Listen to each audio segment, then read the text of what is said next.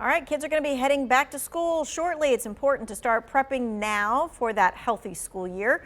We're joined by Chloe Rothstein, a pediatric nurse practitioner with Cone Health Piedmont Pediatrics. So let's start just with this. Sleep, right? We want all our kids to sleep. When should parents start getting their kids back on like the school time, and how should they be doing it? This is a great question, and one we get very frequently in the office. We recommend a week to 2 weeks in advance, starting to gradually get back into your school habits.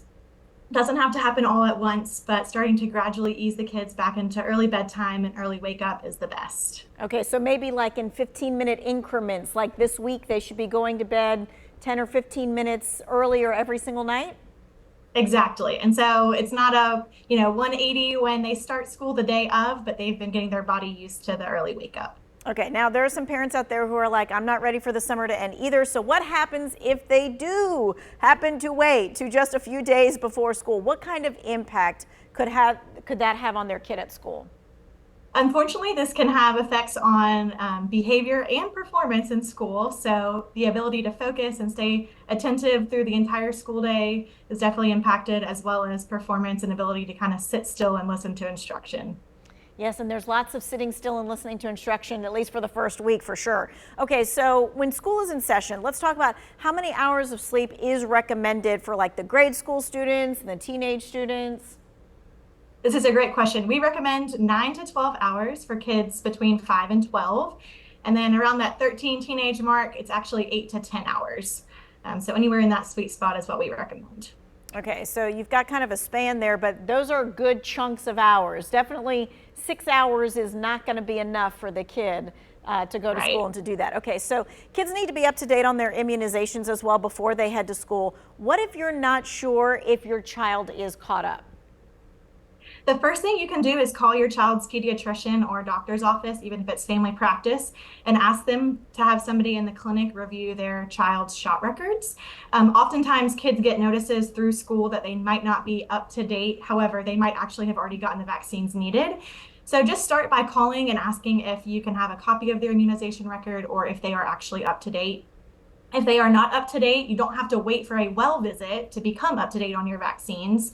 You can schedule a shots only appointment at your office or even go to your county's health department to get caught up on vaccines. Oh yeah, that's helpful, a shots only appointment so you can kind of get in, get out, only do what you need to do. All right, how concerning is it for you to kind of be getting behind on delaying those vaccines or just even on the well child checkup? Great question. So it's super important to do a yearly or annual physical, as you've heard it said before.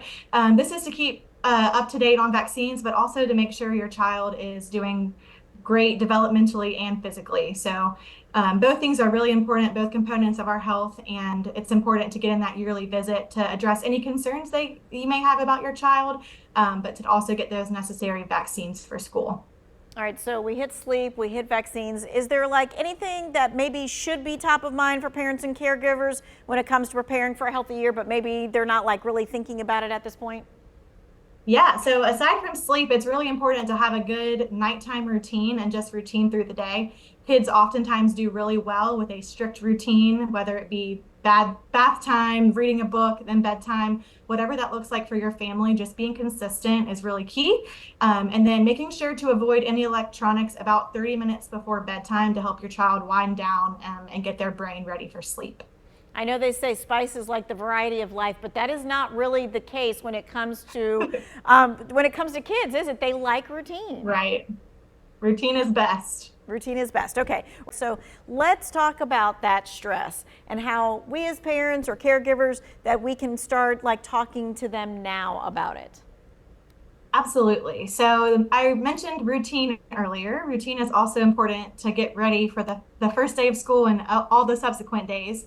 So having clothes laid out, lunch packed if you're sending your child with a lunch box, kind of all the things that are necessary for the first day or for the morning of to make sure that everything is ready and prepared.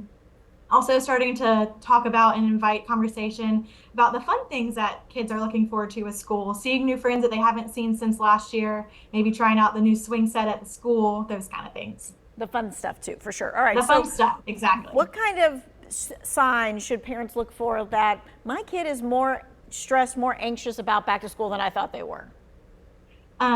That's a great question. One thing for sure is if kids seem to be withdrawn from activity or they're not as excited or interested in things that they usually are super excited about, their hobbies, sports, that kind of thing. If they seem to shy away from the conversation when you bring it up, starting school back, that's a great way to notice some stress or anxiety. And then also frequent complaints of tummy aches the morning before school or after school, like during the bedtime routine when they're thinking about what's going to happen the next day. Okay, so with that in mind, so maybe there are some of those stressors there. We're starting to see that. What are some do's and don'ts? Because how we think maybe we should handle it, and maybe how we should really handle it are two different things. Mhm. So don't brush it under the rug. Reassure your child that stress before school is very normal. There are several children's books about first day jitters and going to kindergarten. So if you haven't had one of those yet, maybe pick one of those up from your local library or bookstore. Make sure you reassure your child that they are not alone, that perhaps you remember going to kindergarten your first day of school or, first day of high school, being a little anxious or nervous.